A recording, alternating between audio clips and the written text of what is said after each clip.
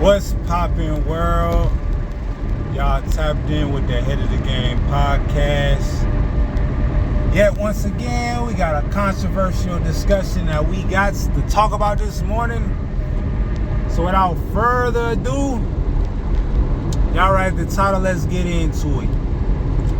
Now this video right here in particular is for the young guys and the young gals out there that just got thrown out to this crazy world and society that we live in, and y'all coming into y'all own, and y'all just open to hopefully running into that person that you are open to interacting, right?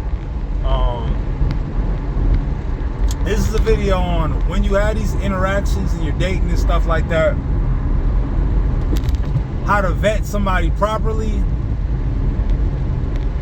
without missing at least, if not all, but majority of the red flags of potential person that you're interacting with, right?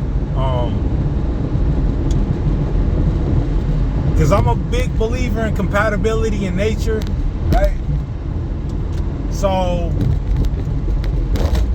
on the surface, a person can have all these qualifications and accolades, but if the chemistry isn't organic, then I feel like long-term, there might be a conflict of interest, right?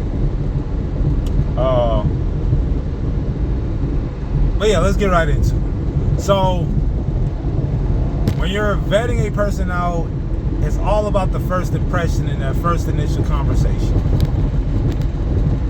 And that first initial conversation has to deal with having those hard topics that you gotta cover when you're, getting to know somebody. And I know people, when you're fresh and dating and stuff like that, you feel like people are quick to judge you, and you got all these insecurities and stuff of that nature, and you feel as though that if you just send out your representative, then maybe that'll serve as a best impression until you get comfortable, and then the real person. I mean, look, I get it. It's human nature, a part of human nature. You feel me? Nobody wants to feel like they gotta expose themselves of the ugly truth before a person gets to know the things that they should like about them, right? I get it. But if you're seriously looking for somebody long term, you gotta get them tough questions out the way, right? And here's the thing about the truth. Your truth, depending on the other person's character, can reflect their truth, right? So if you open up a safe space for a certain conversation to be had, not to say that other person will have that conversation with you, but it's more easy for them to open up if you're willing to go the extra mile to cover certain topics that most people avoid when they're starting to get to know somebody, right? Oh, getting the call, y'all. Getting the call. So yeah, that's pretty much like the big picture. The big picture is like when you vetting somebody, you getting to know them. The tough questions have to be asked only just because if you ignore these red flags and you get invested, then as easy as it was to walk in that situation, is going to be the same difficulty level to walk out of that situation. Only just because you downplayed and you just downplayed some stuff, right?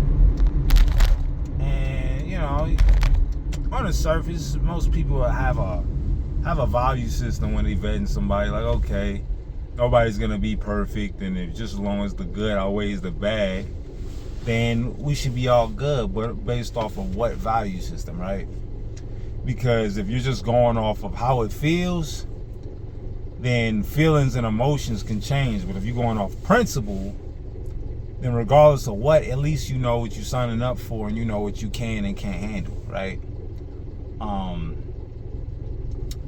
So I mean, that's pretty much like I said, when you're vetting somebody and you're having a conversation with them, you know, you definitely want to,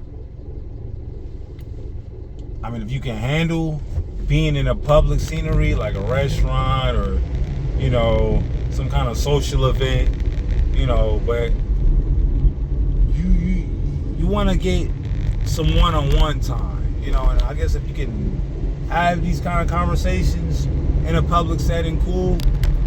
But if you don't want all that pressure where you just feel like everybody is kind of like in y'all business, then, you know, go to like a park or, you know, go somewhere where it's more isolated, you know, so you got that authentic one-on-one time, you know, and that's pretty much it, you know.